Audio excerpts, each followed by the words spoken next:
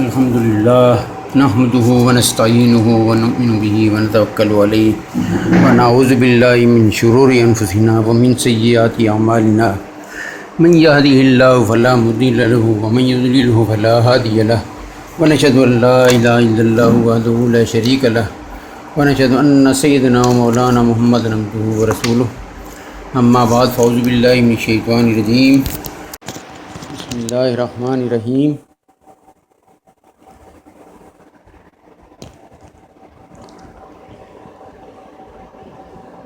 قرآن پاک پڑھنے کے لیے ہمیں چند قاعدوں کو دیکھنا پڑے گا تاکہ ہم ان کو اگر ذہن میں رکھیں تو ہم صحیح طور سے قرآن پڑھ سکتے ہیں۔ حروف حلقی 6 ہیں، عین ہے، حمزہ ہے، اور عین اور خا اور غین اور خا، یہ 6 حروف حلقی ہیں۔ ان حروف حلقی کا ہم پہلے بھی دیکھ چکے ہیں کہ یہ حروف حلقی کس طرح ادا ہوتے ہیں۔ دیکھنا یہ ہے کہ ہم نے جب نون پر شد آتا ہے تو غنہ کیا جاتا ہے، جیسے انا اشہد ان محمد رسول اللہ، انا پہ ہم جو نون پہ ایک طرح سے غنہ کرتے ہیں، اس کو یہ لازماً ہوگا، جب بھی نون پر شد آئے گا نا غنہ ہوگا۔ اسی طرح سے جب میم پر شد ہوگا تو تب بھی غنہ ہوگا۔ یہ میم ہے، میم پر شد ہوگا تو یہ اما یتساءلون، اما، یہ مین جو ہے نا تھوڑی دیر ہم اس کی آواز کو جاری رکھیں گے، اسے غنہ کہتے ہیں، انا اور اما۔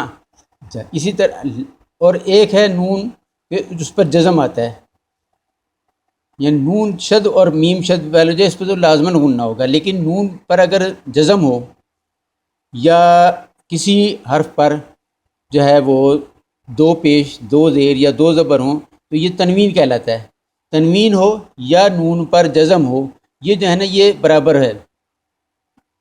ان کنتم، ان کنتم، یہ ان جو ہے نا یہ نون پہ تنوین ہے، لیکن اس کے بعد اگر نون پہ تنوین ہو، نون پر جزم ہو یا نون پر تنوین ہو، یا کسی لفظ پر تنوین ہو یا نون پر جزم ہو، یہ برابر ہوگا۔ لیکن اگر اس کے بعد جو ہے حروف حلقی ہے تو پھر یہ جو ہے نا غنہ وہ نہیں ہوگا۔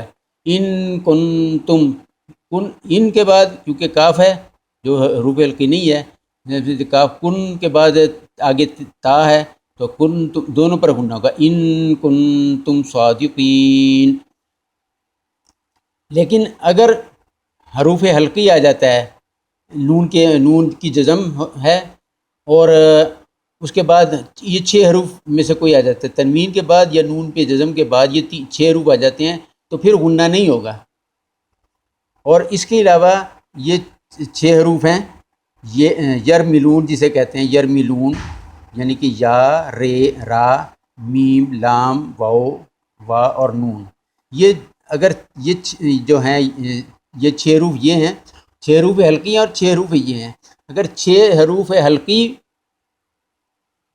ہو تب بھی غنہ نہیں ہوگا، اور اگر یہ حروف ہوں تو پھر بھی غنہ نہیں ہوگا۔ لیکن یا، را، میم، لاؤ، میم، لام، واؤ اور نون جو ہے نا یہ حروف اگر آ جائیں تو ان کی علیحدہ علیحدہ ہر دفعہ نا ہم اس کو دیکھیں گے کہ ہر دفعہ اس کا قاعدہ مختلف ہوگا۔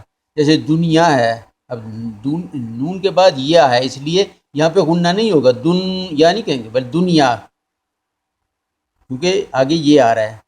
اسی طرح سے اگر ان میں سے کوئی بھی حروف آئے گا تو پھر جو ہے نا غنہ نہیں ہوگا۔ 6 حروف یہ ہیں اور 6 حروف یہ ہیں، ان کے یہ اگر آ جائیں الف نون کے بعد تو پھر نون پر غنہ نہیں ہوتا،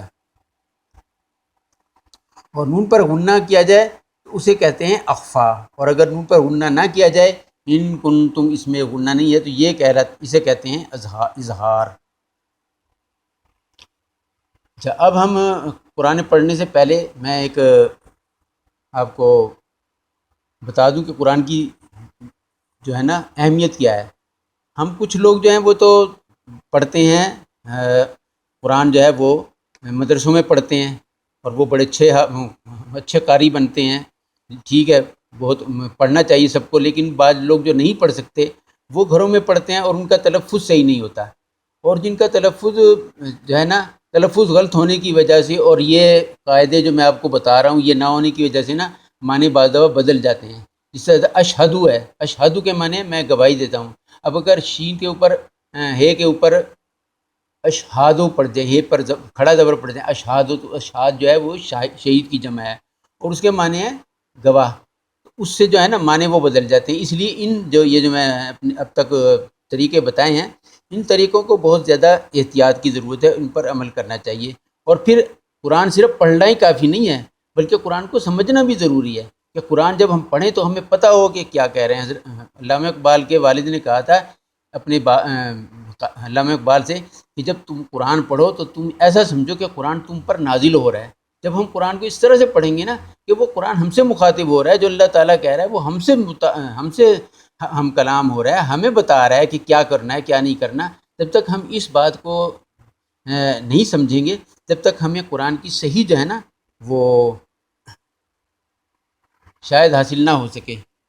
قرآن کی برکت جو ہے وہ ہمیں صحیح حاصل نہ ہو سکے. وما علینا الا البلاغ.